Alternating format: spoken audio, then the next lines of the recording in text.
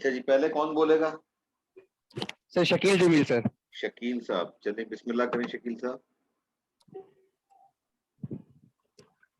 अस्सलाम वालेकुम सर। सबसे पहले तो मैं अपने ग्रुप के मेंबर्स का इंट्रोडक्शन कराना चाहूंगा। मोहम्मद अदील जमील, माई सेल्फ मोहम्मद शकील जमील और Mohammad Ayub. Next slide please sir, next slide कीजिएगा। हमारा जो आज का टॉपिक है वो है पाकिस्तान के वाटर रिसोर्सेज।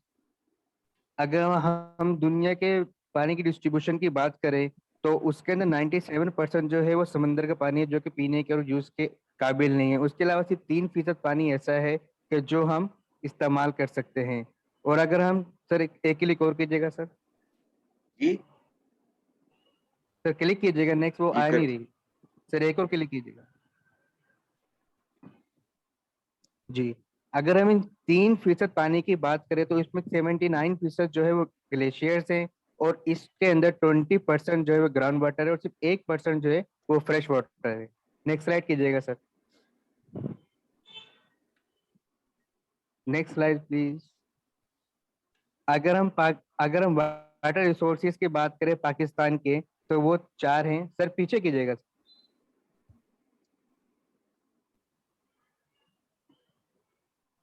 जी जिसकी सर, बात जी कर रहे सर। हैं।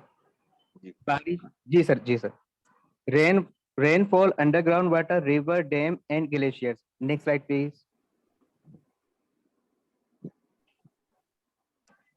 सर सबसे पहले हम बारिश की बात करते हैं पाकिस्तान के अंदर। Next slide sir.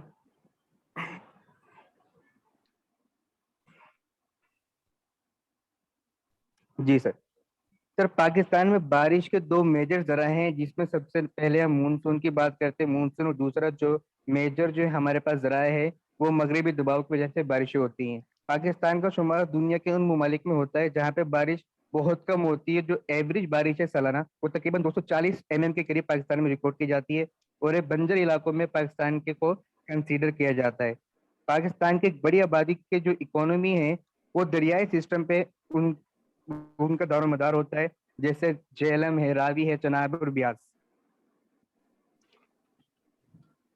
पाकिस्तान में ज्यादातर बारिश है जो है मगरी दबाव या मानसून की वजह से होती है, वरना इन 2 सिस्टम के अलावा पूरे साल पाकिस्तान में बारिशें नहीं होती। मगरिबी दबाव की वजह से केपी के और बलोचिस्तान में ज्यादा से ज्यादा 70% बारिश होती है, जो कि दिसंबर से मार्च के दरमियान में होती है। उसके अलावा पंजाब और सिंध में 50 से 75% जो बारिशें हैं वो मानसून के दरमियान होती है। नेक्स्ट स्लाइड कीजिएगा सर।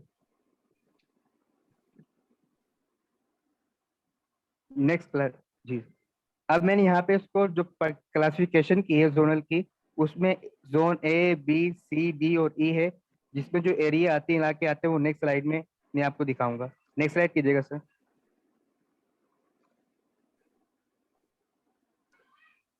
जी सर।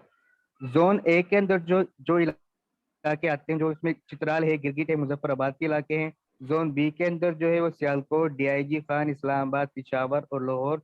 जोन सी के अंदर जो है हमारे पास कोयटा आता है। डी के अंदर हमारे पास जो है ये खानपुर के इलाके, भावलपुर जो पंजाब साइड का जो ज्यादातर एरिया है, मुल्तान साइड का। और जोन ई के अंदर हमारे पास ये सिंध एरिया आता है, जिसमें हैदराबाद है, कराची है, नवाबशाह है।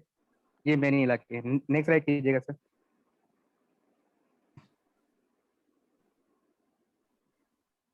हम हमने कोशिश की है जो डेटा हम बारिश के लिए वो लेटेस्ट लें 2020 का और 2021 का। मैं 2020 की बात करता हूँ। 2020 में जो हमारे पास बारिश हुई थी पाकिस्तान के अंदर, वो नॉर्मल जो बारिश थी वो 38% ज्यादा थी, जो कि 1961 के बाद सबसे ज्यादा जो बारिश थी पाकिस्तान में रिकॉर्ड की गई। 2020 की बारिशों ने 60 साल रिकॉर्ड तोड़ा, जिसमें सिंध में तकरीबन 105%, केपीके में 24%, पंजाब में 43%, बलोचिस्तान में 46% इजाफी बारिशें रिकॉर्ड की गई। 2020 में पंजाब और सिंध में अगस्त और सितंबर के दरमियान जो बारिश रिकॉर्ड की गई वो एवर हाईएस्ट थी, जबकि जो जिनका जो रेशियो है वो 166% था, जिसकी वजह से सैलाबी सूरत हाल पैदा हो गई और बहुत नुकसान पाकिस्तान को उठाना पड़ा। सिंध और बलूचिस्तान में अगस्त में 60 साल की तारीख में सबसे ज्यादा बारिशें रिकॉर्ड की गई। नेक्स्ट स्लाइड कीजिएगा सर।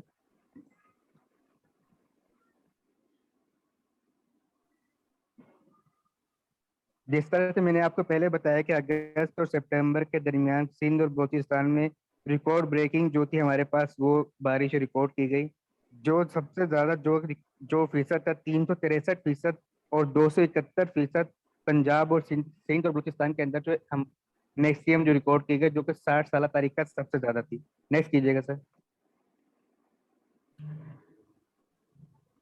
ये मैंने कुछ ये डेटा दिखाया जो 2020 में बारिश हुई थी कराची के अंदर। जो इसका करंट रिकॉर्ड था वो मैंने आपको न्यू रिकॉर्ड में दिखाया गया, जो कराची फैसल पे 588 मिलीमीटर, कराची मसूर पे 436, और कराची एयरपोर्ट पे 367।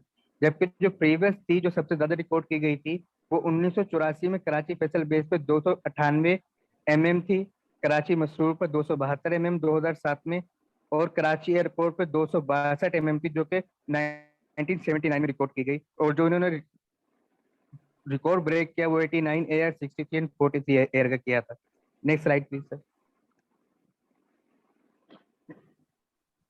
2020 के मुकाबले में 2021 में बहुत कम बारिश रिकॉर्ड की गई, लेकिन मैंने जो डेटा कलेक्ट किया है वो जनवरी से मार्च 2021 का किया है।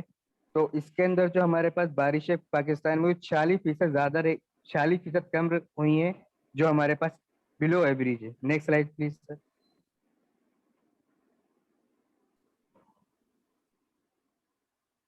यहाँ पर मैंने कोशिश की कि ये जो हर महीने का जो डेटा है जनवरी फरवरी मार्च, इन 3 महीने को दिखा सकूं। इन 3 महीने में 2021 में जनवरी की बात करें तो 59% हमारे पास कम बारिश हुई है। इसके अलावा फरवरी के अंदर 84%, और मार्च के अंदर ना होने के बराबर बहुत कम हमारे पास बारिश हुई है। सर आगे कंटिन्यू करेंगे अदीब।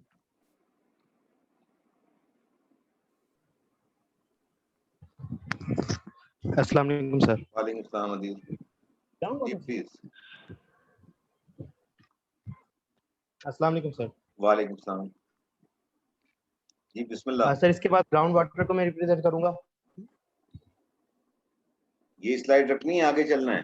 पाकिस्तान में जो है Pakistan sir, next slide sir. अच्छा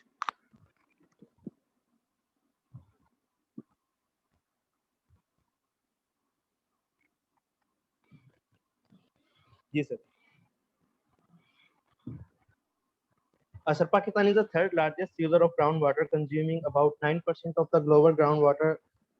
इसमें सर पाकिस्तान का जो ग्लोबली पाकिस्तान जो 4.6% ग्राउंड वाटर को यूज कर रहा है, और the extensive use of ground water जो है पाकिस्तान का कंट्री का वो इस 1960 से लेकर जो डेटा है 1960 का, वहाँ से 16,700 ड्रेनेज वेल जो है पाकिस्तान में बने थे, जिनकी कैपेसिटी जो है वो 0.8 मीटर क्यूब पर सेकंड के हिसाब से वो जो है पानी ग्राउंड वाटर को यूज कर रहे हैं। इसके अलावा पाकिस्तान में जो ट्यूबवेल्स हैं उनकी भी जो न्यू ट्यूबवेल इंस्टॉलेशन है उनकी भी तादाद बहुत ज़्यादा है, जिसकी वजह से ग्राउंड वाटर का जो यूजेज है पाकिस्तान में वो 2.6 MHA है, जो इरिगेटेड लैंड में हम लोग यूज करते हैं खेती बाड़ी वगैरह में और हमारे फील्ड्स वगैरह के। Next slide sir.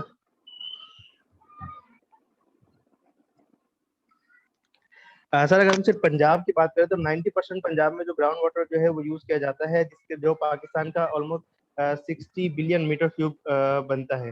Ground water level जो है वो मोर देन 50% जो है पंजाब में वो हमारा खेती बाड़ी वगैरह के लिए यूज होता है। पंजाब में जो पानी का ग्राउंड वाटर का लेवल है वो प्रीवियस मंथ में तकरीबन 6 मीटर के करीब नीचे गया है, डाउन हुआ है। और उसके अलावा 21% जो है इरिगेटेड एरिया जो है वो इससे इफेक्टेड हुआ है, क्योंकि जो पानी का लेवल है वो नॉर्मल लेवल से 6 मीटर नीचे गया है, तो ज़्यादा डिगिंग वगैरह की कॉस्ट भी बढ़ी है उसकी वजह से, और जो पानी की जो कैरेक्टरिस्टिक्स हैं वो भी उसमें चेंज हुई है।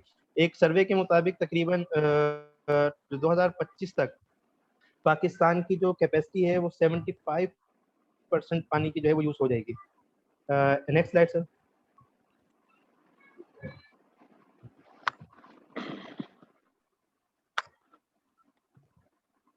जी सर। सर ये एक करंटली डेटा है जो जिसमें शो कराया गया कि पाकिस्तान में जो इस वक्त ट्यूबवेल्स की तादाद है वो 1960 से लेकर 2018 तक जो उनमें एक इंक्रीमेंट आया है उसका हमने ग्राफ बनाया है।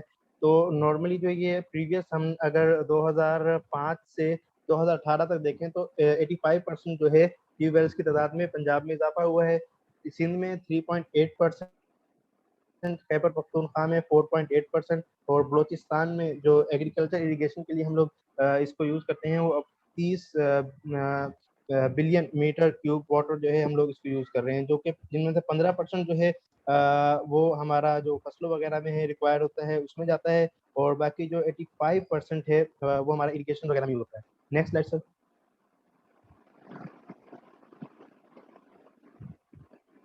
जी सर, इस स्लाइड में एक तो ट्यूबवेल की वर्किंग बताई गई कि हम ट्यूबवेल जो ग्राउंड वाटर से पानी किस तरह से सक करता है। सेकंड, इसमें जो ट्यूबवेल्स की तादाद है वो पंजाब में तकरीबन 92% जो ट्यूबवेल हैं वो सिर्फ हमारे पंजाब में लगाए हुए हैं। इसके अलावा जो ओपन वेल्स हैं वो 82% जो है वो सिर्फ पंजाब में है। मतलब जो पाकिस्तान का ग्राउंड वाटर का मोस्टली जो हिस्सा है वो सिर्फ पंजाब यूज कर रहा है।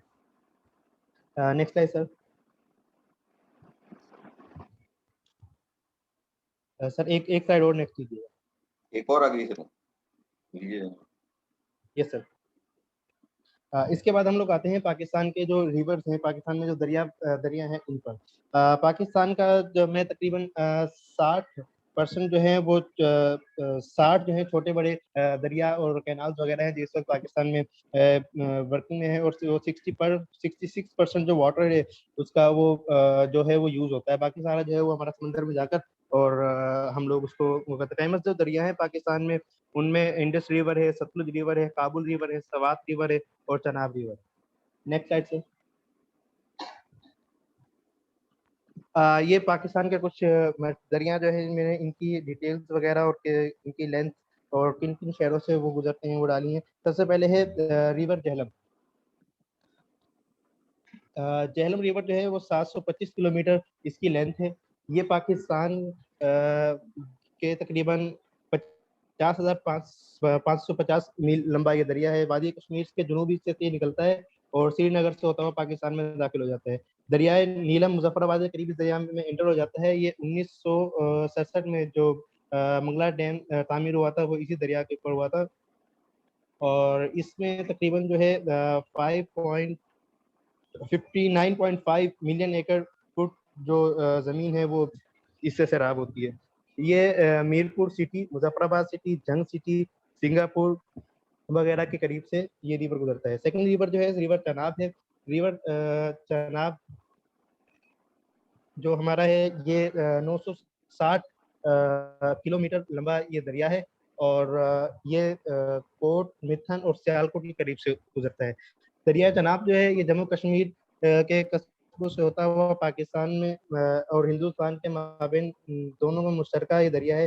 सिंध तास मुआहदा जब हुआ था तो इसमें चनाब का पानी जो है वो डिस्ट्रीब्यूट किया गया था। ये तकरीबन चनाब जो है वो इसमें मोस्टली जो पोर्शन आता है वो इंडिया इसका पानी का यूज करता है, पाकिस्तान इसका पानी का यूज करता है, और अभी रिसेंटली इंडिया इसके ऊपर कुछ डैम बना रहा है जिसकी वजह से इस दरिया के पानी का जो लेवल है वो कम हुआ है। थर्ड पर हमारे पास आता है रिवर रावी।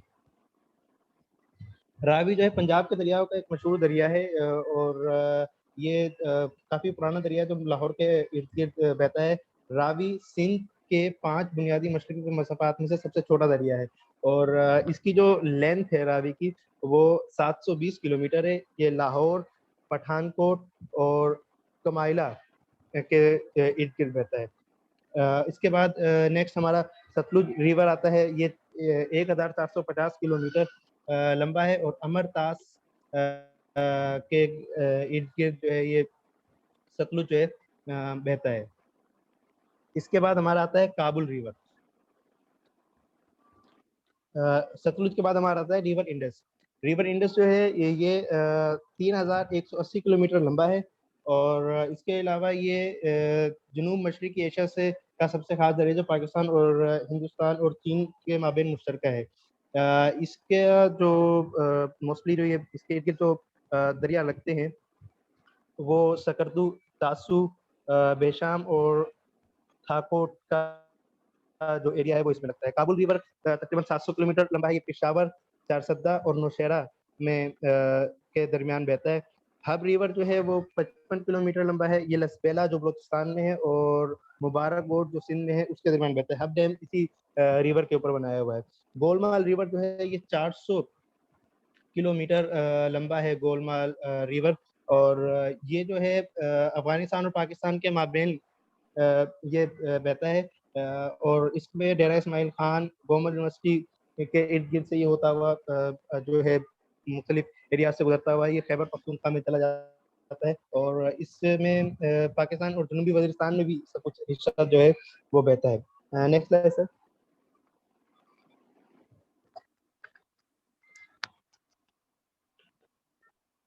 जी, इसके बाद पाकिस्तान में जो कैनाल सिस्टम है पाकिस्तान का, जो कि पाकिस्तान के तकरीबन 65% एरिया को में जो इरिगेशन के लिए और फसलों वगैरह के यूज के लिए और यूज होता है, उसमें कैनाल सिस्टम है पाकिस्तान का। इसमें मोस्टली तीन पाकिस्तान की जो टाइप्स हैं कैनाल्स की, वो तीन है: पीरिनियल कैनाल्स, नॉन पीरिनियल कैनाल्स और इनअंडेशन कैनाल्स।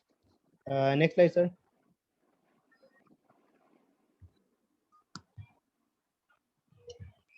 सबसे पहले है पीरिनियल कैनाल्स। ये वो कैनाल सिस्टम है जो मोस्टली 12 महीने जो है ऑपरेशन में रहती हैं। ये कैनाल जो हैं वो हमारे जो जरखेज एरियाज हैं उनमें यूज होती हैं। पीरिनियल कैनाल जो हैं वो बैराज और डैम से निकलती हैं। इनमें जो पंजाब में बहुत सी टाइप्स हैं इस कैनाल सिस्टम की, जिसमें आपका अपर दोआब, लोअर दोआब, अपर बारी दोआब, लोअर और अपर चनाब इसमें शामिल है। ये दरिया झेलम, दरिया सतलुज और दरिया चनाब से एक दूसरे से ज्वाइन करने के लिए भी यूज होती है। नॉन पीरिनियल कैनाल वो होती हैं जो सिर्फ मानसून और समर के एरिया में जब हमारे बारिशें ज़्यादा होती हैं तो उसमें जो है ये कैनाल सिस्टम जो है ये ऑपरेशनल हो जाता है। इसमें जो है सतलुज, सिंधाई और हवेली जो दरिया चनाब की कैनाल से वो शामिल हैं। ये मोस्टली जो इनका टाइम ड्यूरेशन है इन कैनाल्स का वो 15 अप्रैल से 15 अक्टूबर तक होता है। Next slide sir.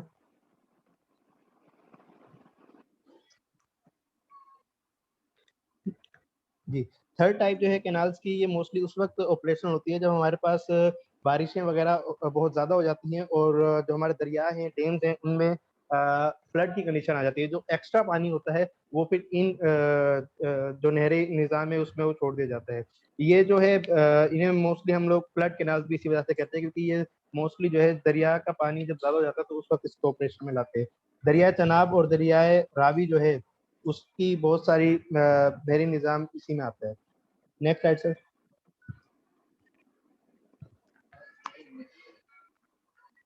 इसके बाद हम लोग लिंक कैनाल्स को डिस्कस करेंगे। पाकिस्तान में जो लिंक कैनाल्स का जो एरिया है वो तकरीबन 56,073 किलोमीटर के एरिया में पाकिस्तान की लिंक कैनाल्स फैली हुई है। ये सिंध ताज मुआहदा जब हुआ था उसके बाद ये 1967 के बाद इनकी खुदाई शुरू की गई थी और ये 1999 तक कंप्लीट हुई थी। इनमें जो मेन कैनाल्स है वो रसूल, कादिरपुर, कादिराबाद, बलोकी, सुलेमान की, तेमू, सिंधाई, सिंधाई, मालसी, मेलसी, भावल, चश्मा जहलम और तोसा पंजाब की जो नहरें हैं वो शामिल होंगी। Next slide sir.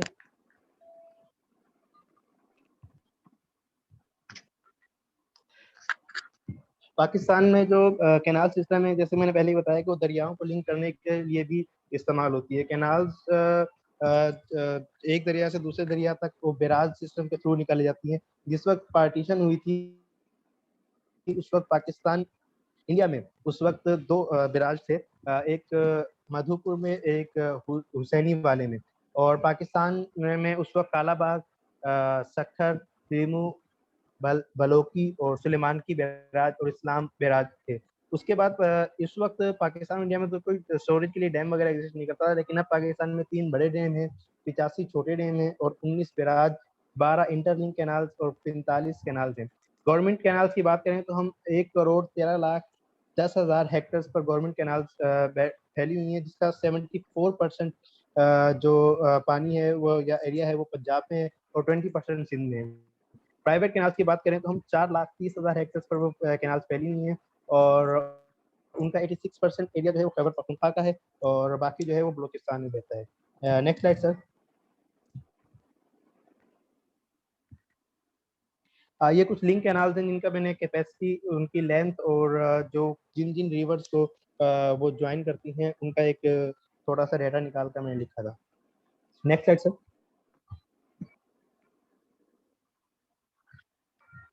अब हम आते हैं पाकिस्तान के डैम्स पर। डैम हम जिस तरह हमने पहले भी एक पढ़ा है डैम के बारे में कि डैम में हम वाटर को स्टोर करते हैं और उसको जो है मुख्तलिफ पर्पजेज के लिए यूज करते हैं, जिसमें एक हमारा इरिगेशन है और सेकंड जो है हमारा पावर जनरेशन। पाकिस्तान में इस वक्त 10 बड़े डैम हैं जो जिनको मैंने इनलिस्ट किया यहाँ पर। उनमें Mangla dam, Tarbela dam, Hub dam, Mirani dam, Sabakzai dam, Gomal dam और Allai Khwar dam, Duber Khwar dam, Warsak dam और खानपुर डैम शामिल है। सबसे पहले next slide sir.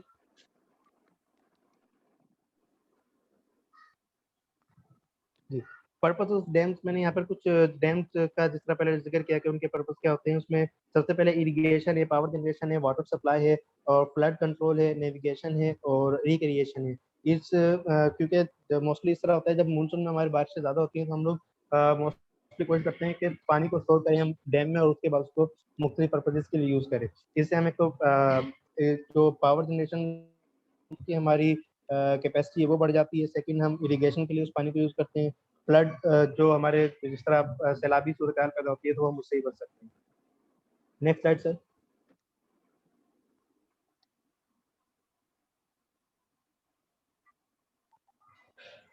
Sir next slide.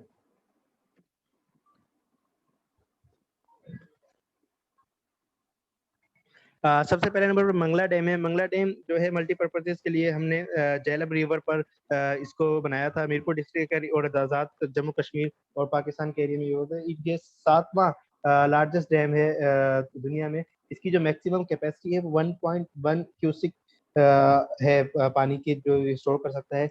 इसकी कंस्ट्रक्शन स्टार्ट हुई थी 1961 में, जो कि कंप्लीट हुआ था 1967 में। ये झेलम रिवर पर इसको बनाया था। इसकी हाइट 147 मीटर है और इसकी लेंथ जो है वो 3140 मीटर है। इस पर जो टोटल कॉस्ट आई थी 1.473 बिलियन आई थी। और ये जो इसे नेक्स्ट जो है वो हमारे थर्ड मेंबर हैं अयूब, वो सर कंटिन्यू करेंगे। एक मिनट रुकना जरा। जी sir.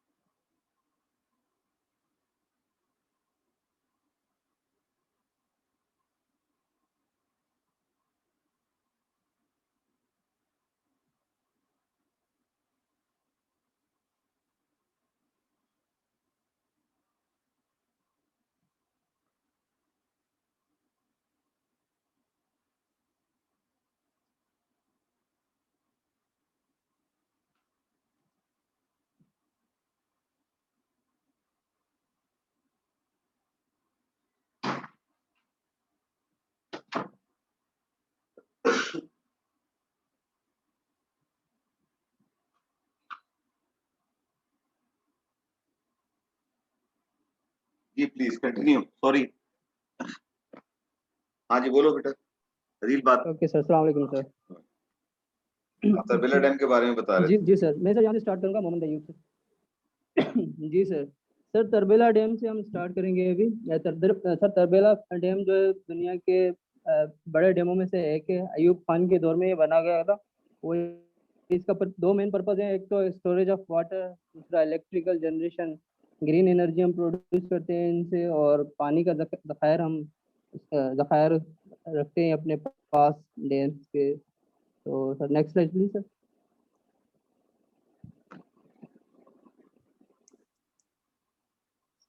Sir next slide please sir. आप हब डैम पे हूँ मैं इस वक्त। सर अभी हम हब डैम पे आते हैं। हब डैम ही लगी हुई है इस वक्त। जी सर। हब डैम की स्लाइड लगी हुई है। हब डैम की स्लाइड है। जी सर। जी सर। जी सर हब डैम। आप पे बात करनी जी है, सर। आगे चलें। सर बात करनी है हब डैम की। जी बिस्मिल्लाह। सर हब डैम जो बेसिकली हब डैम का पर्पस है स्टोरेज ऑफ वाटर है। जी sir. Sir storage of water है बेसिकली कराची के लिए पानी जमा करना है और आसपास के एरियाज के लिए। ये बेसिकली जो मानसून और सीजनल रेनफॉल्स होती हैं खासतौर पे समर में उसके ज़रिए यहाँ पे पानी जमा होता है और वो पानी हम ड्रिंकिंग के लिए और एग्रीकल्चर के लिए यूज़ करते हैं। बाकी इलेक्ट्रिकल जनरेशन भी इससे होती है। तो मेन पर्पज इसका यही है पार्ट ड्रिंकिंग और एग्रीकल्चर के लिए वाटर स्टोरेज करना, इंडस्ट्रीज के लिए वाटर यूज़ करना और थ्रू आउट ईयर ये चलता है अगर बारिश ज़्यादा चली जाए तो। Next slide please sir.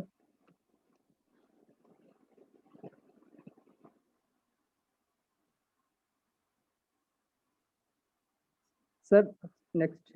Mirani dam पे हूँ मैं भाई। जी sir Mirani dam sir. Sir Mirani dam भी बलूचिस्तान के केच डिस्ट्रिक्ट के ऊपर है। इसकी प्लानिंग तो पहले बहुत की हुई थी, 1956 से लेकर इसकी प्लानिंग की हुई थी, पर परवेज मुशर्रफ के ज़माने में 2002 में बनना स्टार्ट हुआ और 2006 में ये कंप्लीट हुआ। इसका मेन पर्पस वही है एग्रीकल्चर के लिए और ड्रिंकिंग पर्पस के लिए पानी का जमा करना और इलेक्ट्रिकल जनरेशन, ग्रीन एनर्जी की जनरेशन। तो जो सीजनल मानसून रेन होती हैं और उसके अलावा जो समर में रेन्स होती हैं उसके थ्रू और जो पीक्स के ऊपर माउंटेन्स के ऊपर स्नो होती है उसको ये मिल्ट होकर जहाँ पानी जमा होता है और वो हम यूज़ करते हैं ड्रिंकिंग के पर्पज़ के लिए, एग्रीकल्चर के पर्पज़ के लिए और दूसरे डेली पर्पज़ के लिए यहाँ पे वाटर स्टोरेज करते हैं sir.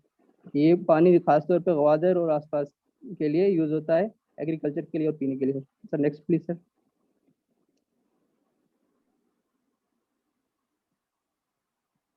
Sir next slide please sir.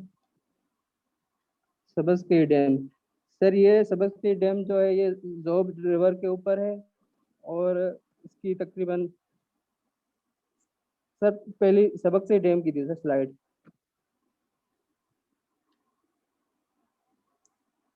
Sir आवाज आ रही है मेरी सर? जी आ रही आ रही। Hello.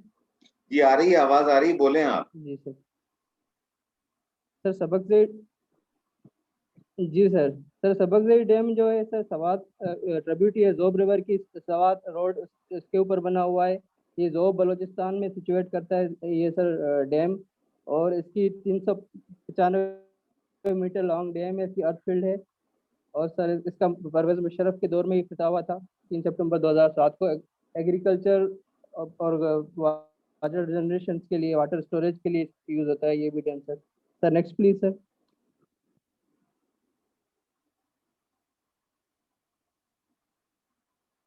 Sir next slide please sir. ये गोमर डैम पे हूँ मैं। गोमर डैम पे आपने बात करनी है, आगे चलूं? जी सर गोमल डैम सर बात करनी है। सर गोमल डैम जो है सर ये बेसिकली टांग डिस्ट्रिक्ट में है, तहसील ये सर ट्राइबल एरियाज की तरफ 2007 में स्टार्ट हुआ, 2015 में खत्म हुआ इसका। गोमल रिवर जो इंडस रिवर की ट्रिब्यूटरी है उसके ऊपर बना हुआ है सर। इसका वही पर्पज है सर, इरिगेशन, वाटर स्टोरेज और electrical generation. Next please sir.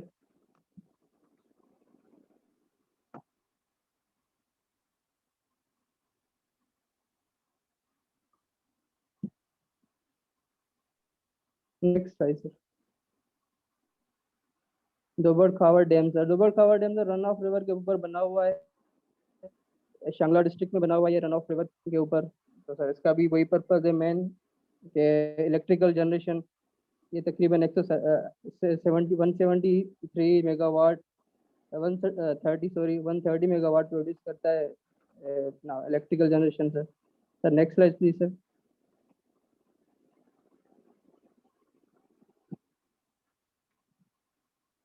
आपके पास 9 मिनट हैं, फिर खत्म हो रहा है टाइम। सर आपके नेक्स्ट स्लाइड तीसरे प्लीज साथी सर। कौन है, वो तो बोल ही नहीं रहे।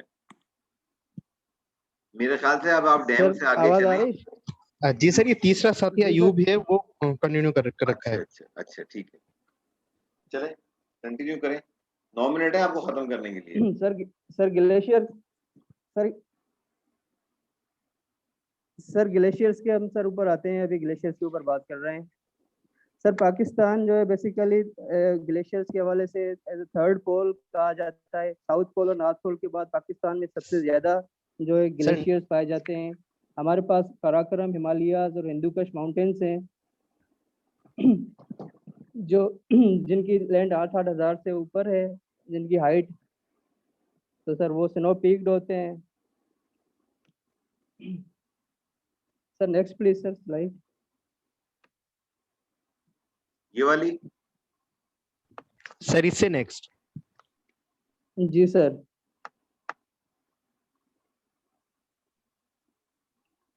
ये कराकोरम वाली है। जी सर। जी sir. Sir sir Karakoram range की तकरीबन 160 किलोमीटर ग्लेशियर्स बने हैं। तकरीबन 37% कराकोरम की जो एरिया है वो ग्लेशियर्स में लाया करते हैं सर।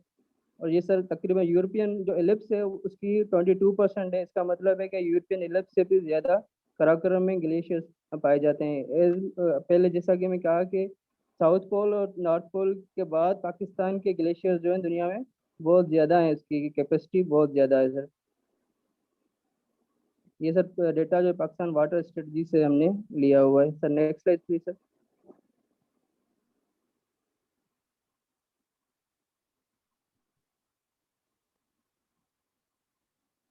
आगे चलूं?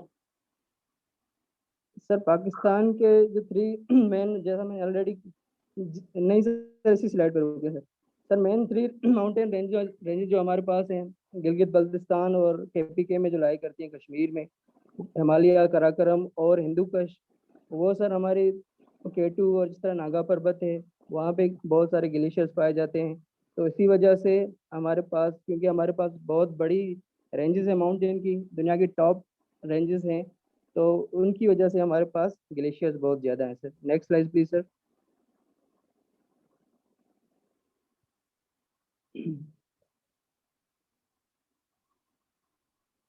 सर पाकिस्तान के पास तकरीबन 7,553 ग्लेशियर मौजूद हैं। मेजर जो सर मेन रिवर ग्लेशियर्स है हमारे पास, वो सियाचिन ग्लेशियर है, बतौरा ग्लेशियर है, बरचुंडी ग्लेशियर है सर, बताफो मुख्तलिफ नाम है इनके, वो सर हमारे पास मेजर ग्लेशियर्स हैं। चंद इनकी बड़े ग्लेशियर्स की मिसालें हैं sir. Next please sir. Effects of glacial burst and conservation of glaciers and water geopolitics. तो सर इंडिया पाकिस्तान जो है, तो इंडिया जो है हमारे ऊपर बैठा हुआ है, सियाचिन के ऊपर भी बैठा हुआ है और कंट्रोल कर रहा है रिवर को। तो इंडस वाटर ट्रीटी जो हुई थी 1960 को, ये इसकी यही बुनियाद थी कि हम अपने पीसफुल तरीके से वाटर को डिस्ट्रीब्यूट करें दोनों कंट्रीज के ऊपर। पर इंडिया काफ़ी दफ़ा पाकिस्तान को धमकियां दे चुका है कि वो पाकिस्तान का पानी रोकेगा और वो डैम्स और इंडस वाटर ट्रीटी की ब्रीच के लिए भी वो कदम उठा रहा है। पर मोस्टली ये हुआ है कि 1960 की जो इंडस वाटर ट्रीटी है, दोनों कंट्री ने बावजूद मुख्तलिफ उनके तकरार रहे हैं हिस्टोरिकली, पर उसके बावजूद वो उस पर कायम है अभी तक। Sir next slide please sir. आखिरी है वही है, इसके बाद कुछ नहीं है। अच्छा आ गई है सर आखिरी है सर।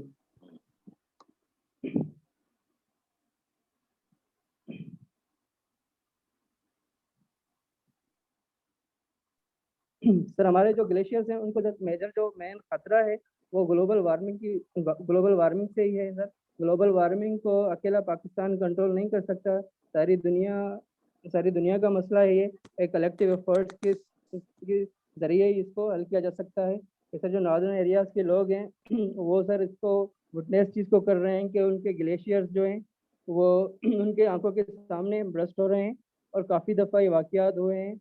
ये हुंजा जो अताबाद लेक है सर, हुंजा में, वो भी इसी ट्रेजेडी का एक नमूना है कि वहाँ पे ग्लेशियर ब्रस्ट हुआ और वहाँ एक झील बन गई, वो अभी टूरिस्ट पर्पज़ के लिए यूज़ हो रही है। पर सर हमारे पास हमारे ग्लेशियर्स को मेजर खतरा है ग्लोबल वार्मिंग की वजह से, और पाकिस्तान अकेला इस ग्लोबल वार्मिंग को नहीं कर सकता कंट्रोल। पर हमें अपने दरख्त और ग्लोबल दुनिया की दूसरी कंट्रीज के साथ इस चैलेंज को कबूल करना होगा, वरना हमारे ग्लेशियर जो हैं सर बहुत तबाही फैला सकते हैं यहाँ पे, क्योंकि हमारे पास बहुत आइस मास मौजूद है नॉर्दर्न एरियाज में। और हमारी जो इकोनॉमी है वो बेसिकली हम एग्रीगेरियन कंट्री हैं, तो एग्रीकल्चर पे डिपेंड करती है। 23% तकरीबन पाकिस्तान की इकोनॉमी है जो एग्रीकल्चर पे डिपेंड करती है। पाकिस्तान की बैकबोन है एक तरह से एग्रीकल्चर। तो अगर ये फिनोमेना होता है फ्यूचर में, अगर ग्लेशियर ब्रस्ट होते हैं और जल्दी में पिघलना शुरू हो जाते हैं, तो लार्ज लेवल पे फ्लड्स आ सकते हैं और इससे पाकिस्तान में गुर्बत, बेरोजगारी, इंटरनल डिस्प्लेसमेंट हो सकती है। और ये सिर्फ पाकिस्तान के लिए नहीं, अड़ोस पड़ोस ममालिक के लिए और पूरी दुनिया के लिए खतरा है। तो बेसिकली ये तीनों चीज़ें, ग्लोबल वार्मिंग और वाटर कंजर्वेशन, इकोनॉमी, ये सारी चीज़ें कनेक्ट हैं। और एक तरह से पीस भी इन्हीं सी चीज़ों से कनेक्ट है, क्योंकि गुर्बत बढ़ेगी, इंटरनल माइग्रेशन होगी, रोजगार खत्म होगा, तो क्राइम भी बढ़ेगा। Sir next slide please sir.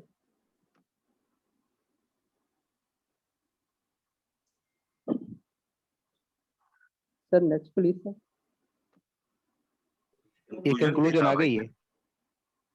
आखिरी स्लाइड है आपकी कंक्लूजन की। जी सर। आप जी सर। कंक्लूजन पे बोल रहे थे अभी, सर जो आप हमें बताते। पता है सर ग्लो। जी सर, मैं कंक्लूजन में बोल रहा था सर। तो सर ये ग्रेटर रिस्क एजेंसी और कोई नहीं सकती कि हम अपनी दुनिया के साथ मिलके कलेक्टिव एफर्ट्स करें और ग्लोबल वार्मिंग को हम रोकें, जो बढ़ता हुआ टेम्परेचर है को रोकें। क्योंकि जो थर्ड वर्ल्ड कंट्रीज हैं जैसा कि पाकिस्तान है, वो ही सबसे ज़्यादा इससे इफेक्ट हो रहे हैं। हालांकि ग्लोबल वार्मिंग जो कंट्रीब्यूशन है, जो दुनिया का टेम्परेचर बढ़ा है, उसमें कंट्रीब्यूशन सारी जो बस अय्यूब, मैं आपको यहाँ रोकूंगा, 2 मिनट रह गए हैं, बस उनका जो बहुत। भुगत रहे हैं वो थर्ड वर्ल्ड कंट्री जैसे पाकिस्तान। अय्यूब बस खत्म करें अब, आप बहुत हो गया है, बहुत ठीक, बहुत अच्छी जी सर। प्रेजेंटेशन आप लोगों ने बनाई है, बहुत थॉरो, जिस तरह की प्रेजेंटेशन होनी चाहिए। सिर्फ जी आपने सर। टाइम ओवर रन किया आप तीनों ने, तो आपका 1 नंबर मैं काट रहा हूँ, आप तीनों को मैं 19 नंबर दे रहा हूँ out of 20। It was a beautiful presentation. शुक्र। जिस तरीके से आपने थैंक यू बनाई सर। है, जितनी मेहनत जी की है सर, थैंक आपने यू। डेटा कलेक्ट करने के थैंक यू लिए। So much sir. सर यहाँ मैं एक चीज ऐड करना चाहूंगा, जी अदिल जी भी बात करूँ। क्योंकि सर ये टॉपिक इस तरह का था हमारा, बहुत ज्यादा लेंथी था, इस पे काफी सारी चीजें हमने कोशिश की कि शॉर्ट करके डाले, और ताकि मैंने इंशाल्लाह नेक्स्ट टाइम जो है हम इसको बहरहाल मजीद बहुत जो है। अच्छी प्रेजेंटेशन आपने बनाई है, well done well done well done. ठीक है, शाबाश। Thank you sir. अच्छा, अब मैं ब्रेक दे रहा हूँ आपको, नमाज का, ईशा की टाइम थैंक यू अज़ान सर। पढ़ के। थैंक यू सो मैं मच। अब 8:55 पे दोबारा लॉग इन करूंगा। आप जो तीसरा ग्रुप जो है वो तैयार रहे करने के लिए, जिसने आज करना थैंक है। You sir. ठीक है, very okay good, sir. Well done.